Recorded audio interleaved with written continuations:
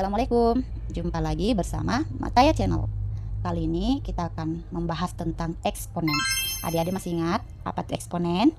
Yap, eksponen itu sama artinya dengan perpangkatan.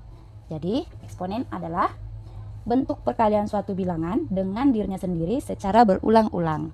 Jadi, perkalian dengan dirinya sendiri secara berulang-ulang. Misalkan, 3 pangkat 3. Karena pangkatnya 3, berarti 3 akan dikalikan sebanyak 3 kali secara berulang. Jadi 3 pangkat 3 sama dengan 3 kali 3 kali 3. Atau 2 pangkat 3, berarti 2-nya akan dikalikan secara berulang sebanyak 3 kali, menjadi 2 kali 2 kali 2. Oke, jadi itu gambaran secara umum eksponen. Baik, sekarang kita langsung lihat contohnya saja. Misalkan di sini, jika fx sama dengan 3 pangkat 2x tambah 3 pangkat x tambah 2 tambah 20, dan gx sama dengan 3 pangkat x ditambah 5. Maka fx per gx sama dengan. Oke, nah untuk menyelesaikan soal semacam ini, maka kita perlu ingat sifat-sifat daripada eksponen ya. Sifat-sifat dari eksponen. Jadi misalkan a pangkat m kali n, maka ini sama dengan a berpangkat n, kemudian berpangkat n lagi atau pangkat bersusun. Kemudian ada yang sifat a pangkat m tambah n, ini sama dengan a pangkat n dikali a pangkat n, gitu ya. Jadi perhatikan bilangan pokoknya. Nah, di sini kan bilangan pokoknya adalah a ya, dan pangkatnya adalah m serta n. Oke, kita langsung masuk ke contohnya, cara penyelesaian contohnya. Jadi kita tuliskan dulu fungsi yang ditanyakan, fx per gx. Lanjut kita masukkan fungsi fx-nya, 3 pangkat 2x ditambah 3 pangkat x tambah 2 ditambah 20. Jadi diperhatikan baik-baik pangkatnya ya. Kemudian kita masukkan nilai dari gx. Gx-nya adalah 3 pangkat x ditambah 5. Oke, nah coba diperhatikan masing-masing bentuknya. Pada pembilang dan penyebut masing-masing ada bilangan pokok 3 dengan pangkat yang memiliki variabel x.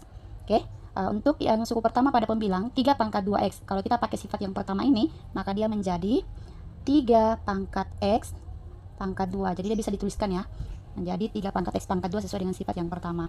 Kemudian pada suku kedua 3 pangkat x tambah 2, ini bisa kita gunakan sifat yang kedua seperti ini ya.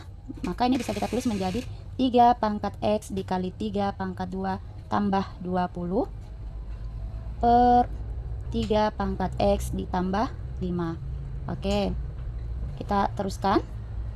Nah, 3 pangkat x pangkat 2 ditambah, ini kita dahulukan bilangan konstannya ya. 3 pangkat 2 kan 9, berarti 9 kali 3 pangkat x ditambah 20 per 3 pangkat x ditambah 5. Nah, coba diperhatikan pada pembilang dan penyebutnya masing-masing punya 3 pangkat x.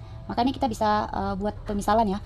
Kita buatkan pemisalan dulu. Misal 3 pangkat x itu sama dengan p, maka bentuk ini bisa kita tulis menjadi 3 pangkat x sama dengan p, maka ini kita ganti ya, maka menjadi p pangkat 2 tambah 9p tambah 20 per 3 pangkat x nya ganti lagi dengan p tambah 5.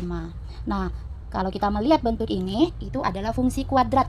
Maka untuk mencari penyederhanaannya, maka kita perlu faktorkan bentuk p kuadrat tambah 9p tambah 20. Nah, yang perlu kita perhatikan di sini adalah bilangan konstannya. Jadi karena bilangan konstannya adalah 20, maka kita cari faktor dari 20.